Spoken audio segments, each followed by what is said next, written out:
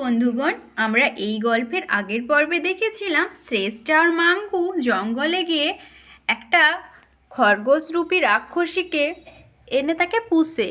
আর তোমরা তো জানো আজকে মাঙ্কুর বার্থডে। এখানে মাঙ্কুর জেঠিমা মাঙ্কুর বার্থডের জন্য কেক বানাচ্ছে আর মাঙ্কুর সাজুগুজু করে পায়েস বানাবে বলে দাঁড়িয়ে আছে। দেখি আজকে এই গল্পের কি হয়।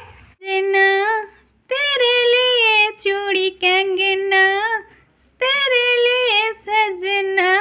আরে পিঠে থেকে কি সুন্দর মিষ্টি মিষ্টি গন্ধ বেরোচ্ছে। পিঠেটা মনে হয় হয়ে এসেছে। খুলে দেখি তো, নাহলে আবার পুড়ে যেতে পারে পিঠেটে। খুলি ঢাকনাটা এবার।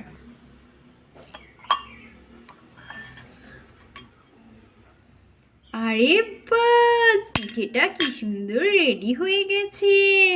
বা, আমার যে দেখে কি আনন্দ হচ্ছে না।